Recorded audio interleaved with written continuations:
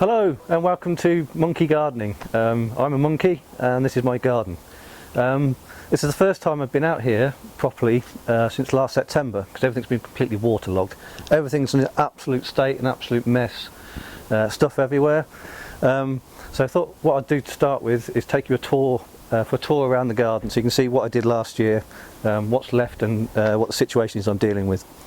Okay, let's have a look around the garden. Okay, so my garden basically consists of 5 raised beds. One here, 2, 3, 4th one at the back, and then the main bed on the right hand side.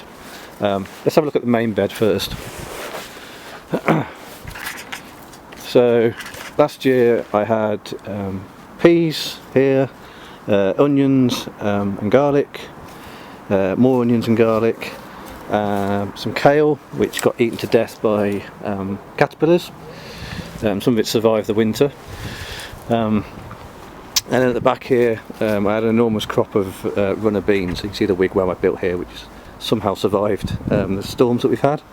I won't be growing as many runner beans this year because I don't actually like them very much. So that's a top tip: grow stuff that you actually like. Let's move around to the back of the garden. So there's my shed there, which is collapsing. I think it's been pushed over by the roots of the cherry tree here. Some compost bins, which I don't really use all that much. Over here are some, what are they? I can't remember now. Blackberry and raspberry plants next to a gas cylinder that's been there about 12 years. I thought this thing was actually dead, but there's some signs of new shoots coming through. I didn't label these, so I'm not sure which is the raspberry and which is the blackberry, but it's sprouting into life again, which is nice. Over here is more kale. I had Cavalier Nero here as well, but I didn't have much success. This stuff got absolutely battered by caterpillars. You can also see that I've got everything netted up.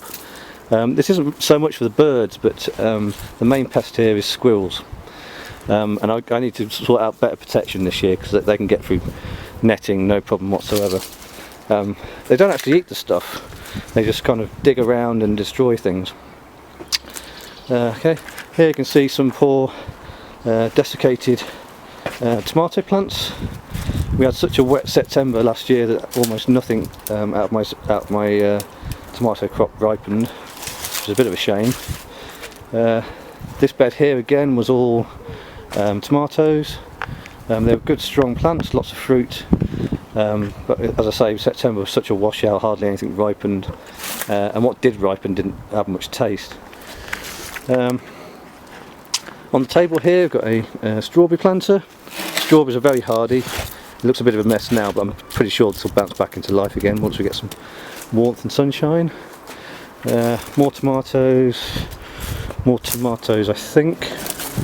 Then over here, this is what was my salad bed, and it's literally made out of a bed. It was an old IKEA bed frame that someone was throwing out. I'm useless at woodwork, but I somehow managed to whistle this thing together. Under here, under this cloche, I can open it up.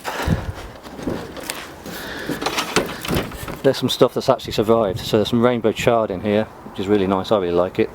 You can have it in salads, you can have it in stir fries, and that survived the winter. And over here is some fennel. I think this is herb fennel. There's 2 types of fennel. There's the stuff you use as herbs and the big bulb stuff. This is the herby stuff, I think. So that's somehow survived. I'm quite pleased with the chard. It's a really good thing to grow. The rest of this bed was lettuce, which I'll definitely be growing again, but probably not quite as much of it.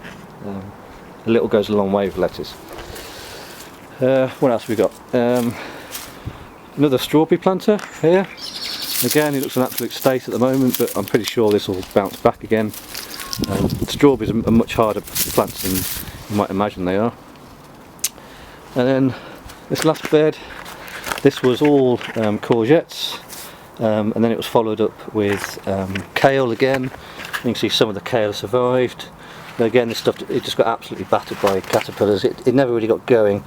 I think the trick this year is going to be to grow it on bigger before I plant it in the ground, so it can has more chance of surviving caterpillars. The caterpillars were so well camouflaged, like absolutely the same colour as the leaves. They were very hard to spot, and by the time I did, they're probably only there a day or two. They'd absolutely eaten through everything. At the back here is more runner beans, I think, or maybe they're French beans. No, runner beans. And here's my enormous sunflower which I grew. It's about the only flower I grow in the garden. I grew 5 of these, but the squirrels destroyed 4 of them. The bees absolutely love them. What else can I show you? Collection of wheelie bins. I need to check my horoscope in I Ching and see which one's going out this week. More pots, more strawberries here. I think these are probably called more courgettes. I've mainly moved over to using beds rather than containers, simply because containers are great, but if you've got a lot of them, they dry out a lot, so you're constantly watering. Whereas using beds, you don't have to water anywhere near as much.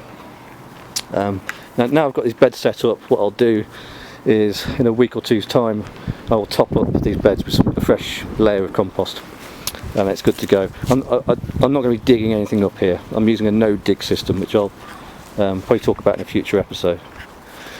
Is there anything else to show you? Anyway, you get a good layout. Oh, there's my water bucket which never fills up. I need to do something about that this year. So ironically, even though we've had all this rain, there's barely an inch of water in here. You won't be able to see. I can see there's hardly anything in there. Lots of pots and seed trays and things ready to get going. So we're using all of that. And that's about it. That's my garden. So I'll probably leave it there. You've got an idea of what I'm dealing with here. I mean, the reason I'm using raised beds and containers is that the ground here, underneath this ground, is just loads of rubble. There used to be cotton mills here. And so if you dig in here, there's just loads of bricks, and below that it's just all boggy, peaty rubbish. You can see how brown it is here. All of this has been waterlogged for months. It's only just drying out. So yeah, you can see it's a bit of a mess. There's my lovely sun lounger that needs a lick of paint or polish.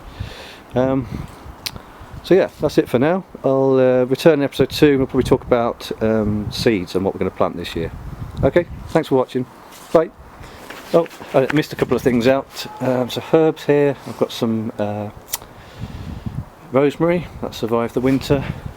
And over here I've got a planter with rosemary, sage, a bit of thyme. It's looking a bit sad for itself. Hopefully that'll bounce back. Yeah, so if you're going to grow anything at all, grow herbs. They're very easy to look after. Save yourself a fortune in the shop. And having them just next to the back door is really convenient. Okay, that'll do for today. Thanks again for watching. See you next time.